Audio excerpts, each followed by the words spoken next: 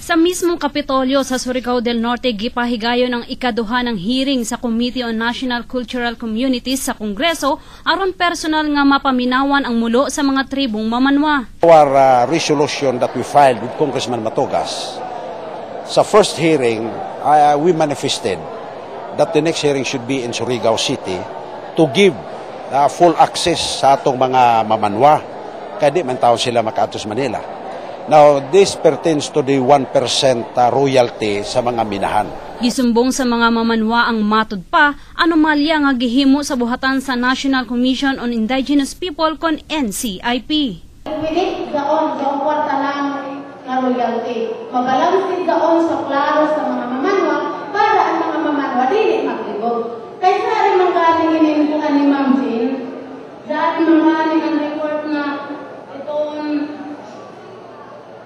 report na 72 milyon ang nabutang dinhi. Nauman atong report kayo na 71 naman. Ang 72 million pesos nga royalty share gikan sa taganitong mining company alang sa mga lumad, wala kumpletong nadawat tungod kay gipahimuslan sa pipila ka mga personalidad lamang. Pagkuman, amo gihapon permili ang itatagahimo. Ang kwarta sa tribo, dapat unta ang birthday kamo sa among kita. Amo man sa kwarta, sila ahensya man sa gobyerno na naprotekta unta sa katiulod sa tribo. Alisin unta sila mo gamit o magpinipimintan sa amo ng mga project. Gipatubag ang NCIP mahitungod sa maong akusasyon. The 15 barangays to share 60%, Mr. Chairman, was based on the culture of the Mamanwa, the Hando. Meaning that if your father goes hunting and gets a wild boar, it is customary for them. And I know the chairman also knows this.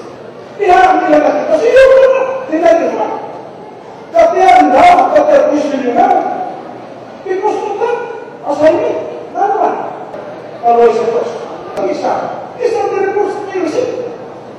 Napalo ako, I never contact him. Masagad na ka. I have a hand to speak to you. Kasi tayo, itawag ko, iimon ka ka.